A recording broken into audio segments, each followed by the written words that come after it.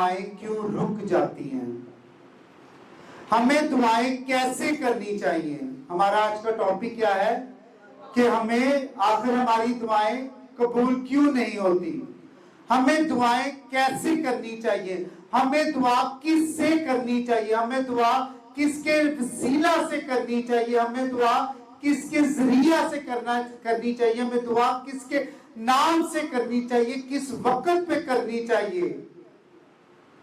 اور ہماری دعا کس طریقہ سے اتنی مؤثر اور اتنی طاقتور ہو سکتی ہے کہ وہ اس دو دھاری تلوار کی مانند بن جائے کہ وہ اس چھت کو چیر کر، ان ہواؤں کو چیر کر، ان بادلوں کو چیر کر، اس آسمان کو چیر کر خدائے پاک روح کی بارگاہ الہی میں پہنچ جائے، اور جب وہاں پر پہنچے تو نہ بلکہ پہنچے بلکہ مقبول ہونے کا بھی سبب ٹھہرے۔ ہاللیلویہ۔ تو خدا کے پاک روح نے جو مجھے گائیڈنس دی کہ بیٹا آپ اپنے چرچ میں دعا سے ریلیٹڈ لوگوں کو گائیڈ کریں، کیونکہ ہمارے چرچ میں دعا کی کوئی ترتیب نہیں بن پا رہی۔ ہمارے میں کمی ہے، آپ میں کمی ہے، یا ہم دونوں میں کمی ہے، جو بھی کمی ہے وہ کمی تو ہے۔ تو ہم نے کلام جب پکڑ لیے تو ہم نے کسی بات سے شرمانا نہیں ہے۔ میں اپنے چرچ دا نام نہیں اونچے کردے رہنا، میں اپنے پیو دا نام یا اپنے گھرانے دا اونچا نہیں کرنا، میں خدا نو اونچا کرنا۔ ہاللیلویہ۔ کیونکہ وہی نام سب ناموں سے اعلیٰ ہے، وہی نام سب ناموں سے اعلیٰ ہے۔ آئے میرے ساتھ مقدس پولس کی معرفت رومیوں کے نام، اس کا لکھا ہوا خط، اس کا 8واں باب اور اس کی 26ویں آیت۔ اسی طرح سے روح بھی ہماری کمزوری میں مدد کرتا ہے، کیونکہ جس طور سے ہم کو دعا کرنا چاہیے ہم نہیں جانتے۔ جس طور سے ہم کو دعا کرنا چاہیے ہم نہیں جانتے، مگر روح خود ایسی آہیں بھر بھر کر ہماری شفایت کرتا ہے جس کا بیان نہیں ہو سکتا۔ آمین۔ پاک کلام کے پڑھے سنے جانے پر خدا کی برکت تو دے دے، خدا کی۔ یہاں پہ مقدس پولس کس کمزوری کی طرف اشارہ کر رہے ہیں؟ ہماری کمزور دعائیں، ہماری ناقص دعائیں، ہماری لالچ سے بھری ہوئی دعائیں، ہماری تکبر اور مغروری سے بھری ہوئی دعائیں۔ بعض لوگ ایسے ہوتے ہیں جو چرچ میں بھی بڑے تکبر کے ساتھ یا اکڑ کر چرچ میں آتے ہیں، جیسے کلف والا سوٹ نہیں پایا ہوتا ویسے اکڑ کر چرچ میں آتے ہیں۔ وہ اکڑ کر ہی چرچ میں آتے ہیں اور کلام بھی اکڑ کے ہی سنتے ہیں، دعائیں بھی اسی طرح سے کرتے ہیں، لیکن کلام مقدس میں کیا لکھا ہے کہ خدا کیسی دعاؤں کو پسند کرتا ہے؟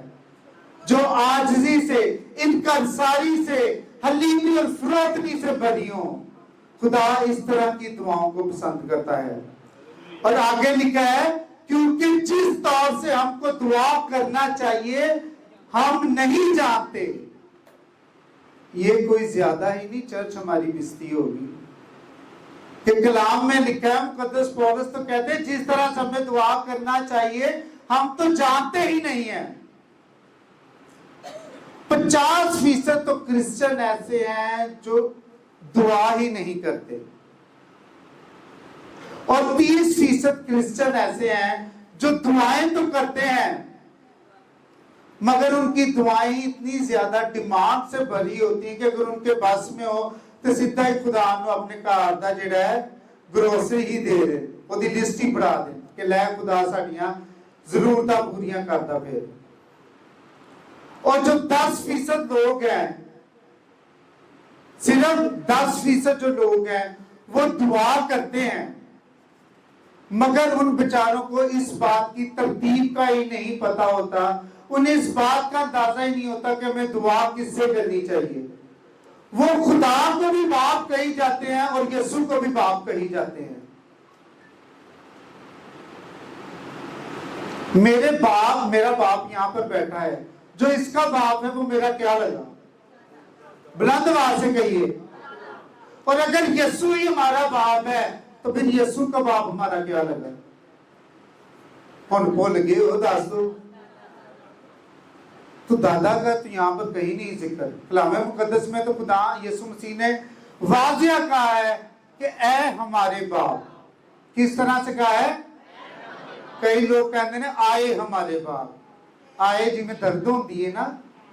اے ہمارے باپ. اور ہمیں اس بات کی ترتیب کا اندازہ ہی نہیں ہے. اور بعض لوگ دعا میں اگر دل کیا تو پاک روح کو اگر یاد آ گیا تو پاک روح کو خوش آمدید کر لیا, پاک روح کو بلا لیا, ورنہ وہ بھی نہیں. اور 10% میری نظر میں صرف ایسے لوگ ہیں جو با ترتیب اور جو ہے با مقصد دعائیں کرتے ہیں, ترتیب سے بھری ہوئی دعائیں کرتے ہیں. اور وہ لوگ بھلا کون ہیں؟ جو ریگولر چرچ میں آتے ہیں, جو ریگولر کلام کو پڑھتے ہیں, جو ریگولر خدا سے بات چیت کرتے ہیں. خدا سے بات چیت کیسی ہوتی ہے؟ دعا کے وسیلہ جو ریگولر خدا سے دعا میں بات کرتے ہیں. ان لوگوں کی جو دعائیں ہیں وہ خدا کے حضور میں مقبول ٹھہرتی ہیں. ہاللیلویا. اور اس کے بعد ایک بہت ہی خوبصورت جو آیت ہے, مگر روح خود ایسی آہیں بھر بھر کے ہماری شفاعت کرتا ہے. کیسی آہیں بھر بھر کے.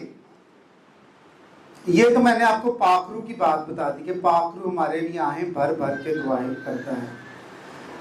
نہ صرف دعا کرتا ہے بلکہ ہماری شفاعت بھی کرتا ہے. اور اس دنیا داری میں رہتے ہوئے ہمارے لیے کون آہیں بھرتی ہے؟ مجھے صرف ایک ہی آواز آئی ہے, بلکہ آواز تو سب کی آنی چاہیے تھی. اتے ماما نے نہیں پتا کہ کون آہ بھرتی, ستیاں ہوندیاں نے نہیں انہوں نے پتا لگتا. چلو بزرگاں ماں ہی دس دن, اگے تو جوان ماما بیٹھیاں. مائیں کیسے بھرتی ہیں؟ آہیں بھرتی ہیں. اور پاک روح بھی کس طرح سے ہماری شفاعت کرتا ہے؟ آہیں بھر بھر کر شفاعت ہماری کرتا ہے.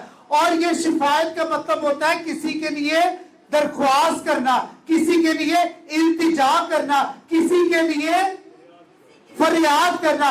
یعنی کہ جب پاک روح ایک تو ہماری دعاؤں کو لے کر آسمان پر جاتا ہے, اور جب آسمان پر جاتا ہے تو وہاں پر بھی پاک روح ہماری شفاعت کرتا ہے. ہاللیلویا. پاک روح وہاں پر بھی ہماری شفاعت کرتا ہے. پاک روح کیا کہتا ہے؟ پاک روح خدا کو کہتا ہے, خدا باپ کوئی گل نہیں, اگر سہرش دی دعا میں تھوڑی جی لالچ ہے تو کوئی گل نہیں, میں تیری التجا کرنے دی دعا قبول کر لے. اگر میمونہ دی دعا وچ کوئی کمی ہے تو خدا باپ انہوں قبول کر لے. وہ ہماری شفاعت کرتا ہے پاک روح آسمان پر جا کے.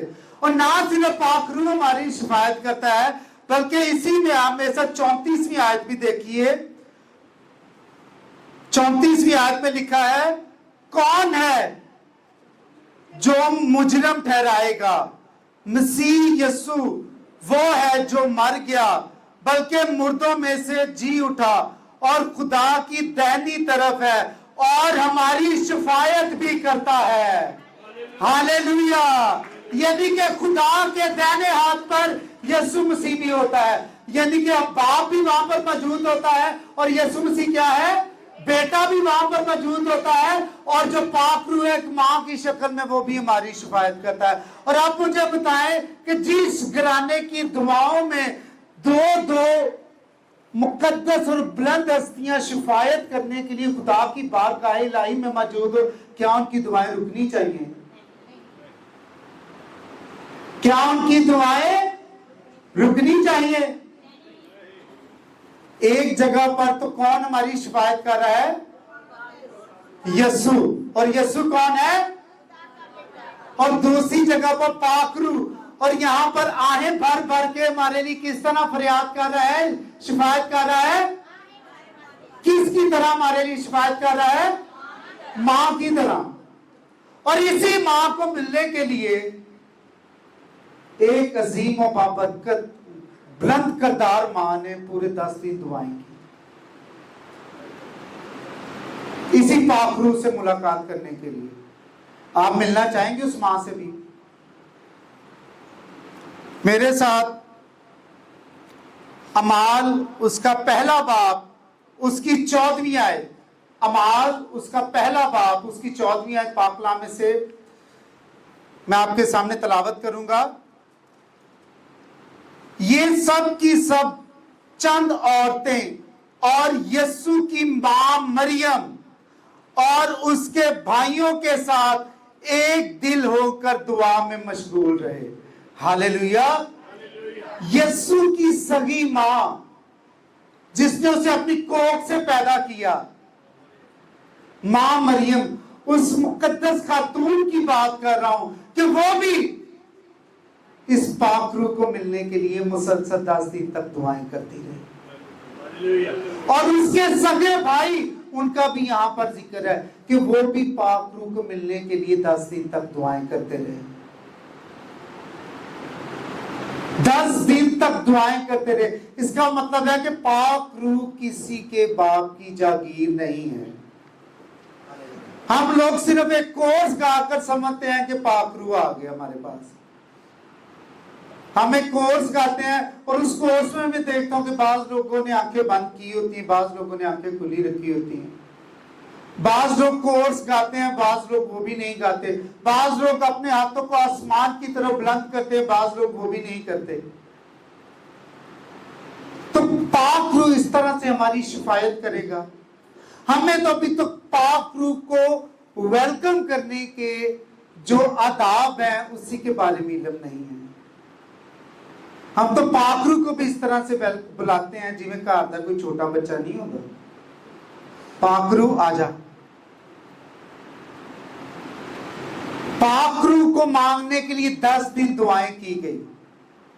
آپ سب لوگ ایکٹیو ہیں، میرے ساتھ ہیں؟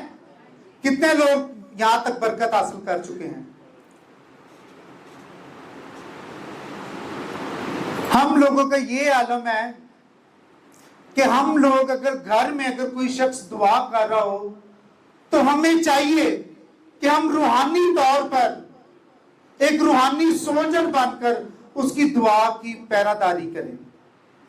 اگر آپ کو علم ہو جائے کہ گھر کے اس کونے میں اگر ہمارا کوئی بچہ یا گھر کا کوئی بھی فرد دعا کر رہا ہے تو آپ کو چاہیے کہ اس کی دعا کے دوران میں وہاں پر کسی قسم کا شور برپا نہ ہونے دے۔ اگر وہاں پر کوئی بچہ شور کر رہا ہے تو اسے وہاں سے فاصلے پر کر دیجئے۔ اگر آپ کا اسی دورانیہ میں اگر آپ کی کوئی بہت امپورٹنٹ کال آ چکی ہے یا آ گئی ہے تو اس کال کو یا تو ڈسکنیکٹ کر دے یا وہاں سے اتنے فاصلے پر چلے جائیے کہ آپ کے گپ شپ کی آواز اس دعا کرنے والے تک نہ پہنچ سکے۔ اگر کوئی مہمان گھر میں آ گیا ہے تو اسے آتے ساتھ بتائیے کہ بھائی فلاں بندہ جو ہے یہاں پر دعا کر رہا ہے، یا تو آپ کچھ دیر بیٹھ کر اس کا انتظار کر لیجئے، یا اگر آپ کے پاس وقت نہیں ہے تو آپ دوبارہ سے اس سے ملاقات کے لیے آ جائے۔ مہمان جاتا ہے تو جائے، بچہ ناراض ہوتا ہے تو جائے، امپورٹنٹ کال جاتی ہے تو جائے، مگر پاک روح کو کبھی بھی اپنے گھر سے جانے نہ دیجیے۔ اپنی دعاؤں سے، اپنی اس عبادت والی جگہ سے کبھی بھی آپ جانے نہ دیجیے۔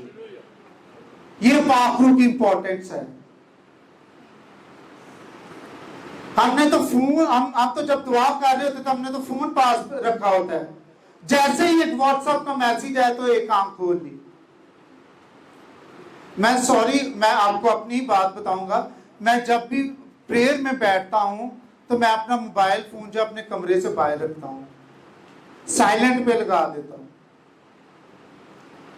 مجھے نہیں پتا، ہو سکتا ہے آپ لوگ بھی عمل کرتے ہوں، لیکن دیکھیں میں آپ کو اپنی بات بتا رہا ہوں۔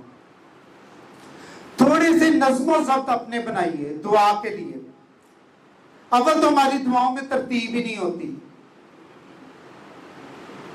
وہ جیسے ہم چھوٹے ہوتے وہ مختلف جو ڈوریں ہوتی تھی ان کا ایک وہ بنا لیتے تھے، جالا سا بنا لیتے تھے، اور اس کے بعد نعیم بھائی کو یاد ہوگا، نعیم بھائی وہ جالا کھلتا تھا، وہ مختلف ڈوروں کا جالا نہیں تھا کھلتا۔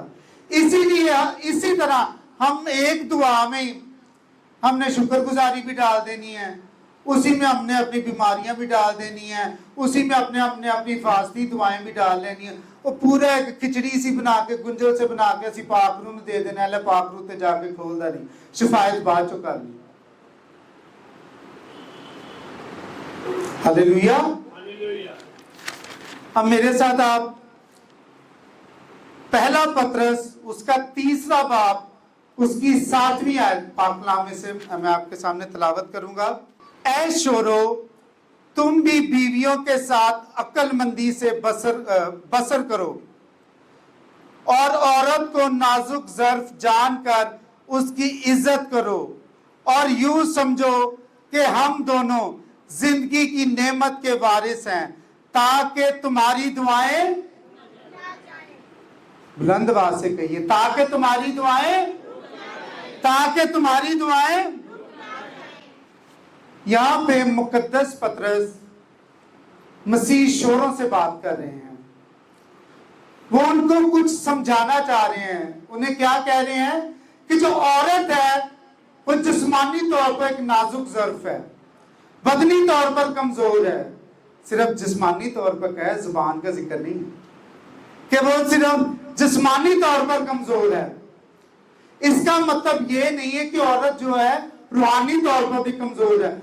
मर्द और औरत रूहानी तौर पर दोनों बराबर हैं। अगर मर्द शिफा पाता है तो औरत भी शिफा पाती है। अगर मर्द निजात पाता है तो औरत भी निजात पाती है। अगर मर्द जो है रिहाई पाता है तो औरत भी पाती है।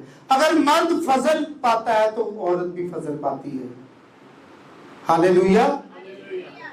और जब मियां बीवी जो होते हैं, मैं उन मियां बीवी की बात कर रहा हूं जो एक दूसरे के साथ वफादारी के साथ रहते हैं, जो एक दूसरे के साथ ईमानदारी के साथ रहते हैं, जो एक दूसरे को किसी किस्म का धोखा नहीं देते, जो एक दूसरे के साथ बिना लालच के एक दूसरे के साथ रहते हैं। और जो दोनों मियां बीवी जब दुआ करते हैं तो मुत्तफिक होकर, इकट्ठे होकर एक जगह पर दुआ करते हैं। तो अकॉर्डिंग टू बाइबल के मुताबिक जो मत्ती की किताब में लिखा हुआ है, जो खुदावंद यीशु अल मसीह के अपनी लबे मुबारक के किए हुए अरशाद आज़म है, वो ये है कि जहां 2 या 3 मेरे नाम से जमा होंगे, मैं उनके दरमियान में मौजूद होगा। और ये जो 2 का अदद है, ये मियां बीवी के लिए इस्तेमाल हुआ है। हालेलुया। और मैं उन मियां बीवी को यहाँ पर मुबारकबाद पेश करता हूँ जो एक दूसरे के साथ वफादारी के साथ, ईमानदारी के साथ और बिना लालच के एक दूसरे के साथ मोहब्बत के साथ रहते हैं और मुत्तफिक होकर दुआ करते हैं। तो खुदा उनकी दुआ में अपने वादे के मुताबिक यीशु मसीह उनकी दुआ में मौजूद होता है। हालेलुया। यीशु मसीह अपनी वादे के मुताबिक उनके साथ मौजूद होता है। और अगर हम इसके दूसरे पहलू में जाएं, आज उन लोग मियां बीवी को खुशी होनी चाहिए क्योंकि आज इस कलाम की वसातत से मैंने उनकी दुआओं में पर लगा दी है। अब उनकी दुआएं जो हैं बासानी फ्लाई करेंगी, खुदा की बारगाह इलाही तक पहुंचेगी। लेकिन इस बात को भी ज़हन में रख लें कि खुदा कादिर मुतलक है, वो अपनी मर्जी का खुद मालिक है। और अगर हम दूसरे पहलू में आए तो इसके बरक्स जो मियां बीवी एक दूसरे के साथ वफादारी से नहीं रहते, जो मियां बीवी एक दूसरे को चीट करते हैं, जो मियां बीवी एक दूसरे के साथ लालच की वजह से एक दूसरे के साथ जुड़े रहते हैं, तो जाहिर बात है कि उनके दरमियान में अंडरस्टैंडिंग भी नहीं है। और अगर उनके दरमियान में अंडरस्टैंडिंग नहीं होगी तो वो कभी मुत्तफिक होकर दुआ नहीं करेंगे। और अगर बिल फर्ज वो मुत्तफिक होकर बैठ भी जाते हैं तो यीशु मसीह उनकी दुआ में मौजूद नहीं होगा, क्योंकि यीशु मसीह हमारे दिल के हालों को जानता है। तो लिहाजा उनके लिए लिखा हुआ है कि उनकी दुआएं क्या होंगी, रुक जाएंगी। किनकी दुआएं रुक जाएंगी? जिनकी आपस में एक अच्छी अंडरस्टैंडिंग नहीं होगी, जो मुत्तफिक होकर दुआ नहीं करेंगे, उनकी दुआएं रुक जाएंगी। हमारी दुआएं कभी भी रुकना नहीं चाहिए, क्योंकि दुआ से ही हमारे घर में तरक्की आती है, दुआ से ही हमारे घर में बहाली आती है, दुआ से ही हमारे घर में खुशहाली आती है, और दुआ से ही हमारे घर में दौलत आती है। दुआ करने से हमारे घर में दौलत भी आती है। दौलत है ना आते तो खुश हो जाओ। हमारे घर में क्या आती है? दौलत की फरावानी आती है। हम लोगों का भी अजीब सिस्टम है, हम पहले तो दुआ कर करके खुदा से दौलत मांगते हैं, اور جب خدا ہماری دعا کو سن کر دولت دے دیتا ہے تو ہم اس دولت کو ہی خدا بنا لیتے ہیں. ہم اس دولت کو ہی. اگر ہم پیدائش کی کتاب میں دیکھیں، پیدائش اس کا 2 باب اور اس کی 18ویں آیت میں، اور خداوند خدا نے کہا کہ آدم کا اکیلا رہنا اچھا نہیں، میں اس کے لیے ایک مددگار اس کی مانند بناؤں گا. اور یسوع مسیح جب آسمان پر، جب انہوں نے صعود کیا، جب آسمان پر زندہ اٹھائے گئے، تو انہوں نے آسمان پر جانے سے پہلے جو آخری الفاظ تھے وہ کیا بولے، وہ آپ سب بتائیں. ایک مددگار بھیجوں. اور کیا اس نے مددگار بھیجا؟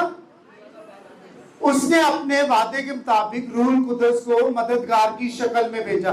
اور اگر ہم اس پہلی آیت کو دیکھیں، پیدائش پہلا 2 باب اس کی 17ویں آیت میں دیکھیں، تو یہاں پر باپ نے بھی ایک مددگار دیا تھا. وہ کس کی شکل میں؟ ہوا نہیں، عورت کی شکل میں.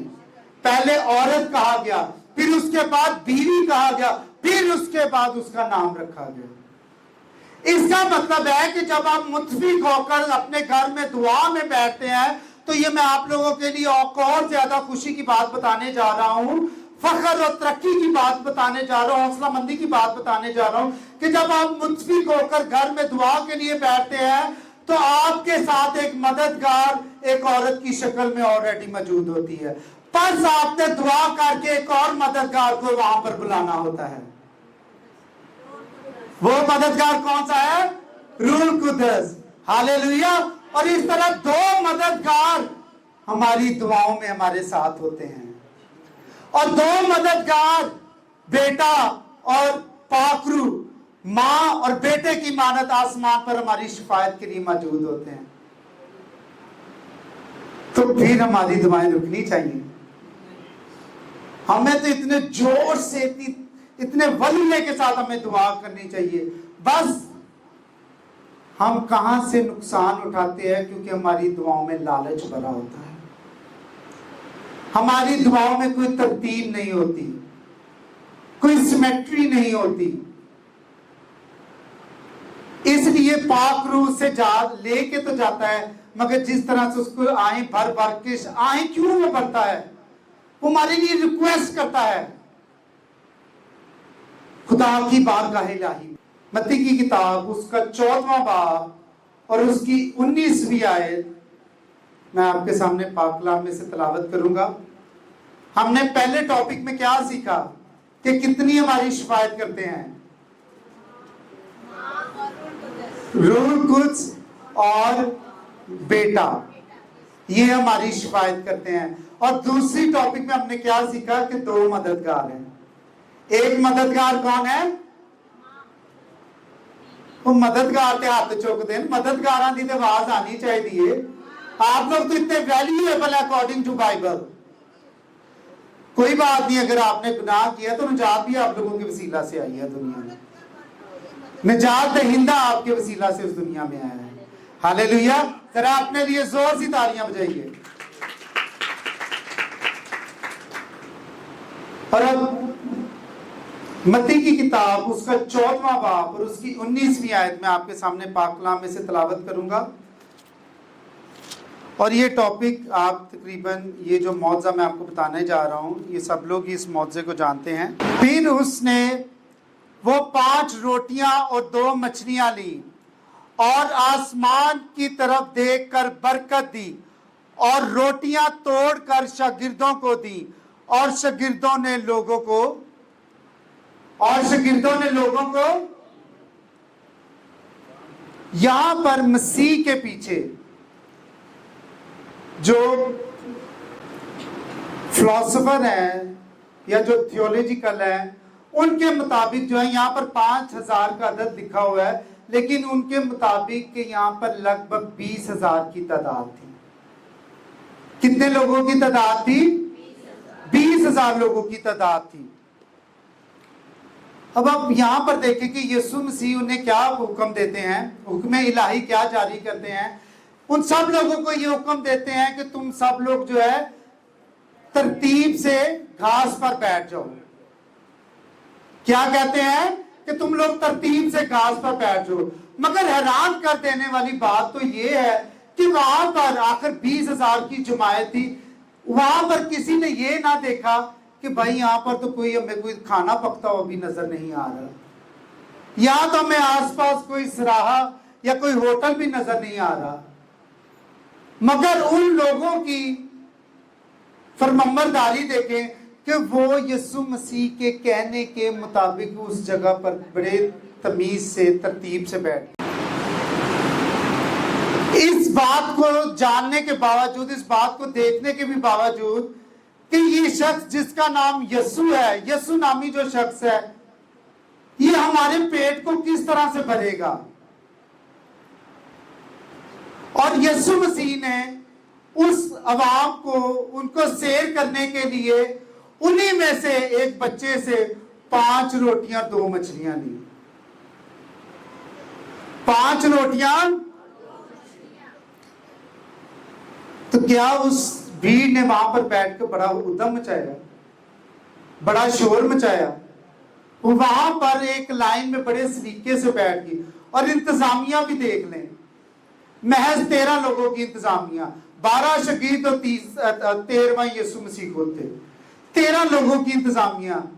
और क्या ये इतनी बड़ी तादाद के लिए 13 लोगों की इंतजामिया काफी है?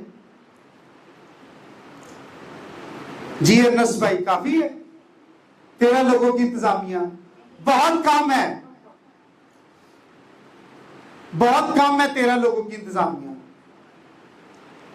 मगर खुदा ने, यीशु मसीह ने जब उन्हें तरतीब से बिठाया, जब यीशु मसीह ने उनकी फरमाबरदारी देखी, जब उन्होंने अपने शागिर्दों की फरमाबरदारी देखी, हो सकता है किसी ने कहा, शागिर्द ने भी कहा कि यीशु जी क्या कर रहे हैं आप, इतने लोगों को बिठा रहे हैं, हम इसे कैसे हम इन्हें खाना खिलाएंगे? हमारे पास तो ना कोई पैसा है और ना ही हमारे पास कोई इतने रिसोर्स, हम कैसे इनके पेट को भरेंगे? लेकिन उसी वक्त मेरे यीशु ने, मेरे निजात दीता ने, मेरे आका ने अपने हाथों को आसमान की तरफ बुलंद किया और अपनी नजर को आसमान की तरफ बुलंद करके उस रोटियों पर बरकत मांगी। और उसके बाद उसको भीड़ को, उसको अपने शागिर्दों को दे दिया कि लो इसको बांटो। और जब उसको बांटा तो क्या वो सब के सब, और वो सब के सब उस बच्चे से रोटी लेने का मतलब ये है कि खुदा चाहे कोई बच्चा है या बड़ा है, पहले उससे लेता है। हालेलुया। पहले उससे लेता है और बाद में उसे मल्टीप्लाई करके इतना देता कि जैसे ये शकील आखिर में 12 टोकरियां उठाकर फिरना शुरू हो गए, इसी तरह हम लोग भी अपनी बरकतों की टोकरियां उठाकर फिरना शुरू हो जाएंगे। हालेलुया। अब जरा चेक करें कि ये 12 शागिर्द जो आज के 12 रसूल हैं, आज के 12 अपोस्टल हैं, इन्होंने यीशु मसीह के कहने के मुताबिक टोकरियां उठाई हैं। लाइक अ वेटर, हम जब किसी होटल में चले जाएं तो एवं वेटर ते रो पाई जाने, सच कह रहा हूं कि नहीं? किसी शादी पे चले जाएं तो वेटर के जीना आराम कर देते। तो यहां पर इन शागिर्दों से यीशु मसीह ने वेटर का भी काम लिया। और भाई बरकतें ऐसे नहीं मिल जाती, दुआएं ऐसे नहीं कबूल हो जाती, मेहनत करनी पड़ती है, अपनी भी सलीब उठानी पड़ती है और इस सलीब को भी उठाना पड़ता है, तब खुदा आपको बरकतों की टोकरियां उठवाता है। Hallelujah, hallelujah. यीशु राजा के लिए जोर सी तालियों की जो गौर तलब बात है कि 20,000 की जमायत को सैर करना या रोटी खिलाना कोई छोटा मौजा है आपकी नजर में? अगर बड़ा है तो बड़े अल्फाज निकलने चाहिए। बहुत बड़ा मौजा है। और इस मौजे को करते साथ ही यीशु मसीह जाकर फौरन लेट गए, रेस्ट की उन्होंने। या उन्होंने जाकर अपने शागिर्दों के साथ बहुत बड़ा जश्न मनाया। उन्होंने क्या किया उसके बाद? वो इतने बड़े मौजे को करने के बाद अगर आज का कोई पास्टर होता तो उसने कहना था कि छेती ना मेरे टिकटॉक ला दो, मेरे स्टेटस ला दो। उन्होंने अपने आगे सेक्रेटरी रख लेना था, सेक्रेटरी ने अपने आगे एक सेक्रेटरी रख लेना। मगर यहां पर मेरे यीशु मसीह की आजी और इंसारी देखें कि उन्होंने, ये शाम का वक्त था और वो इतना बड़ा मौजा करने के बाद वो क्या करने चले गए? वो पहाड़ पर शुक्रगुजारी की दुआ करने के लिए चले गए और उन्होंने अपने शागिर्दों को भेज दिया। उन्होंने एक दूसरे मुल्क में अपने शागिर्दों को कश्ती पर भेज दिया और जैसे ही वो ऊपर पहाड़ पर दुआ कर रहे थे तो उन्होंने देखा कि जिस कश्ती पर मेरे शागिर्द जो है वो जा रहे थे, वो कश्ती जो है दरिया के बीचों बीच क्या होना शुरू हो गई है? डगमगाना शुरू हो गई है। हमारी जिंदगियों की कश्तियां भी ऐसे डगमगाती हैं। और जैसे ही वो कश्ती डगमगाना शुरू होगी तो यीशु मसीह फौरन पानी पर चलकर यीशु मसीह ने दूसरा मौजज़ा दिखा दिया। हालेलुया। दुआ करने के बाद उन्होंने उसी वक्त दूसरा मौजज़ा दिखा दिया और उसी दौरान में पतरस को पानी पर चलाकर यीशु मसीह ने तीसरा मौजज़ा भी उसी वक्त करके दिखा दिया। हालेलुया। कितनी हमारे लिए हौसला मंदी और दलेरी की बात है। मैं उस यीशु की बात कर रहा हूं, खुदा के बेटे की, जिसने गाहे बगाहे हर जगह हर मौजज़े से पहले दुआ की, हर मौजज़े से पहले दुआ की, सिर्फ एक मौजज़े के अलावा। और वो मौजज़ा वो था जब वो एक भीड़ में से गुजरे थे कि एक औरत ने आकर उनके पल्लू को छू लिया और उस औरत का ईमान इतना बड़ा था कि यीशु मसीह को कुछ कहने की जरूरत ही नहीं पड़ी, उसने उसके पल्लू को छूकर ही मौजज़े को हासिल कर लिया। हालेलुया। हम ऐसे यीशु मसीह को मानने वाले हैं। फिर अपने लिए भी जोर से तालियां बजाएं, क्योंकि हम ऐसे यीशु मसीह को मानने वाले हैं जो पानी पर चलने की हिम्मत और ताकत रखता है, जो 20,000 को सैर करने की ताकत रखता है, जो अपने शागिर्दों को पानी पर चलाने की ताकत रखता है, यहां तक कि अगर डूब जाए तो डूबने वालों को भी बचाने की ताकत रखता है।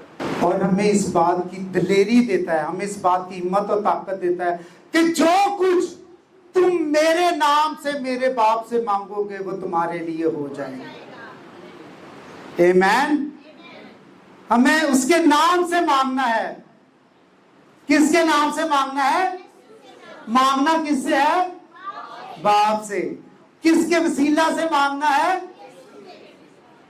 यीशु के नाम से, पाक रूह के जरिया से। हमने अपनी इल्तिजाएं मुनाजातें शुक्रगुजारियों उस तक पहुंचानी है। कलाम मुकद्दस के मुताबिक यीशु मसीह ने टोटल 37 मौजज़ात किए। ये तो कलाम मुकद्दस में दर्ज है, लेकिन मेरे ईमान के मुताबिक यीशु मसीह ने बहुत ज्यादा मौजज़ात किए होंगे, लेकिन जो दर्ज है मैं तो उसके मुताबिक आपको बता रहा हूँ कि टोटल 37 मौजज़ात किए।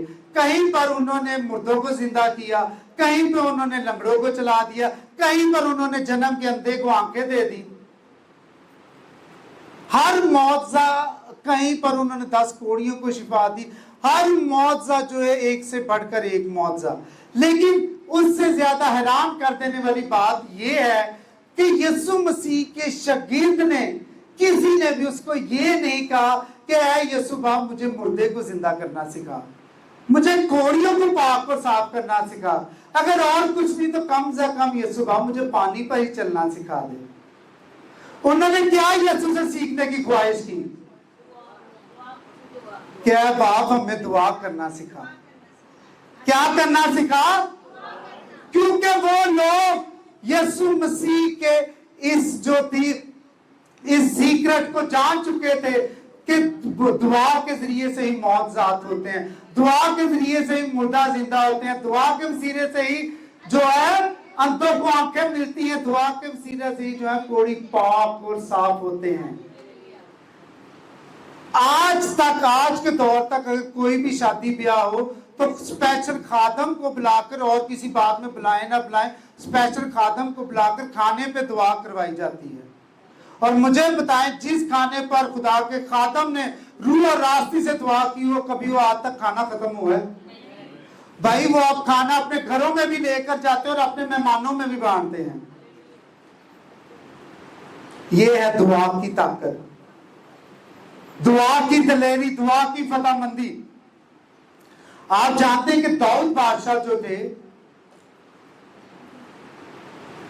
अब एक पहले तो ये जरा सोचिए कि बादशाह की जिंदगी जो होती है वो कितनी ज्यादा जो होती है मुश्किल होती है।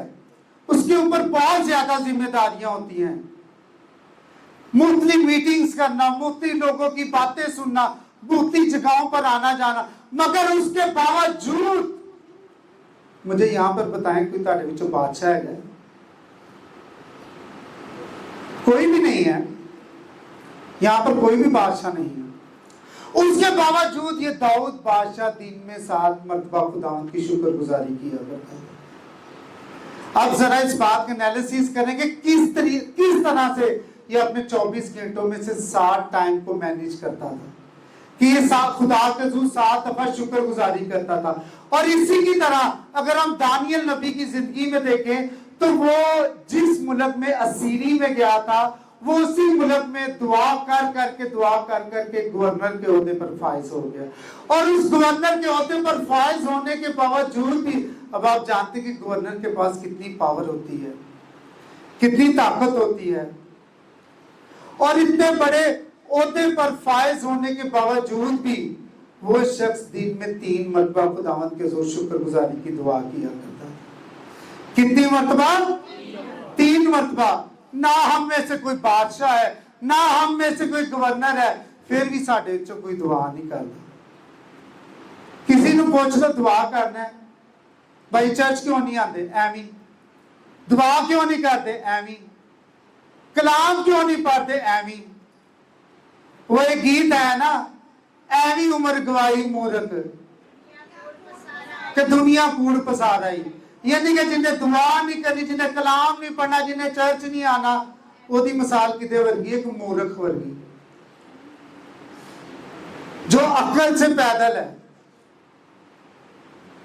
ये कलाम के अल्फाज है, अपने से मैं कुछ भी नहीं बता रहा। और अगर हम यूना नबी की लाइफ पे अगर हम गौर करें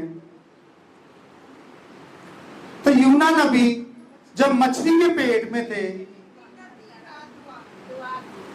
तो साइंस के मुताबिक, साइंटिस्ट के मुताबिक और रिसर्च के मुताबिक कोई भी शख्स 10 से 15 मिनट से ज्यादा मछली के पेट में जिंदा नहीं रह सकता। अगर आप गूगल पे सर्च करें तो सिर्फ यूना नबी का ही नाम आता है और किसी का नहीं, कि कोई भी शख्स 10 से 15 मिनट से ज्यादा मछली के पेट में जिंदा नहीं रह सकता। और जब इसको समुद्र में फेंका गया तो इसके लिए किसको खुदा ने तैयार किया? मछली को तैयार किया, और इसको मछली के पेट में डाल दिया गया। अब चारों तरफ अंधेरा, मौत की वादियां, कोई उम्मीद की किरण किसी तरफ से नजर नहीं आ रही। और आपको पता है कि अगर तहकीक में जाएं तो मछली के इस पेट को यूना की कब्र भी कहा गया है। इसका मतलब है खुदा का कोई प्लान नहीं था उसको जिंदा भी रखने का। कब्र में कौन होते हैं? मुर्दे होते हैं।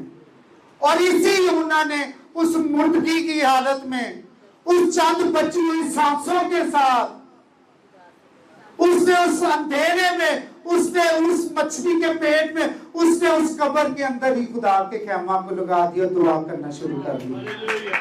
हालेलुया। ये दुआ आप यूना, इसी यूना की किताब में आप पढ़ सकते हैं। अगर उसकी आप 9वीं आयत में देखें तो उसने 9वीं आयत में तौबा भी की है, उसके कामों की आगे प्रचार करने के लिए हिम्मत और ताकत को भी मांगा है। और 10वीं आयत में लिखा है और खुदा ने उस मछली को हुक्म दिया। अगर ऑलरेडी ही खुदा के प्लान में शामिल होता यूना को उस जगह पर पहुंचाना तो उसे 3 दिन मछली के पेट में घुमाने की कोई जरूरत नहीं। लेकिन यूहन्ना ने अपने दुआ के वसीला से, जैसे हम हाथों से अपने ऊपर कोई आने वाली मुसीबत को रोकते हैं, यूहन्ना नबी ने उस मछली के पेट में अपनी इस रूहानी हथियार को इस्तेमाल किया और उसने अपनी आने वाली मौत को इसी तरह से रोक के रखा। और यहाँ तक कि उसने दुआ कर करके अपनी उस मौत को टाल दिया। खुदा के उस प्लान को उसने बदल दिया और खुदा ने उसको मौत की वादियों से निकाल कर लाकर उसे नैनवा के साहिल पर मछली के मुंह से तुलवा दिया। हालेलुया। जरा जोर से उस खुदा के लिए तालियां होनी चाहिए। इसका मतलब है कि हम अपनी दुआओं के वसीले से, हमें खुदा ने इस हद तक अथॉरिटी दी हुई है कि हम अपनी दुआओं के वसीला से अपने ऊपर आने वाली मौत को टाल सकते हैं, अपने ऊपर आने वाली मुसीबतों को हम टाल सकते हैं। दो अल्फाज हैं और ये बताना आपको बहुत ज्यादा जरूरी है, क्योंकि ये जो दो अल्फाज हैं आपकी दुआ में बहुत ज्यादा जो है ताकत भरने वाले हैं। अब मैं चाहता हूं आप सब लोग जरा हाथ हिलाकर एक दफा, यूनानी के अल्फाज हैं। एक लफ्ज है लोगोस। क्या लफ्ज है? अब लोगोस जो है इसका मतलब है खुदा के मुंह से निकला हुआ कलाम, यीशु के मुंह से निकला हुआ कलाम। ये जो सारे का सारा कलाम है ये लोगोस है। क्या है? अगर कोई लिखना चाहता है तो लिख भी सकता है। और जो दूसरा वर्ड है यूनानी वर्ड है, उस वर्ड का नाम है रेमा वर्ड्स। अब ये जो रेमा वर्ड्स होते हैं RHEMA, और ये जो रेमा वर्ड्स होते हैं ये वो वर्ड्स होते हैं जब हम किसी के लिए दुआ कर रहे होते हैं, या जैसे मैं अभी आपको कलाम सुना रहा हूं, तो जो पाक रूह की दो धारी तलवार के जरिए से जो मुझको अल्फाज मिल रहे हैं, जो मैं इसमें से आयात आपके साथ शेयर कर रहा हूं, वो तमाम वर्ड्स को रेमा वर्ड्स कहते हैं। अब आप जब दुआ करते हैं तो आपने अक्सर देखा होगा कि खुदा के खादमी जो है कलाम की आयत को बीच में ऐड करते हैं, और वो जब कलाम की आयत को ऐड करते हैं तो इसका मतलब है कि वो आपकी जिंदगियों में उस पाक कलाम के लिखे हुए अल्फाज को, उस रेमा वर्ड्स को आपकी जिंदगियों में डिक्लेयर करते हैं। आपकी जिंदगियों में वो वर्ड्स को क्या करते हैं? आपकी जिंदगियों में उस वर्ड को फैला देते हैं। आपकी नस नस, आपके गूदे गूदे में वो वर्ड्स जो है समा जाते हैं। लेकिन रेमा वर्ड्स एक वर्ड, ये आपने ज़हन में रखना है कि इस रेमा वर्ड्स के जरिए से आप जो है शैतानी ताकतों को भी भगा सकते हैं। अगर आप खाली अपनी बोली हुई दुआएं करेंगे तो कभी भी उससे शैतानी ताकतें नहीं भागती। शैतानी ताकतों के लिए आपको हमेशा कलाम के, खुदा के, यीशु मसीह के कहे हुए अरशाद आज़म का इस्तेमाल करना है। तो जिसके वसीला से आप क्या करेंगे? उन तमाम तर नापाक रूहों को जो है शिकस्त देंगे। अब आखिर में आपने बताना है कि हमने सबसे पहली बात क्या सीखी, कि हम अपनी शिफायत किसके जरिए से करनी है? रूह कुद्स के वसीला से। हमारी शिफायत में कितनी हस्तियां होती हैं?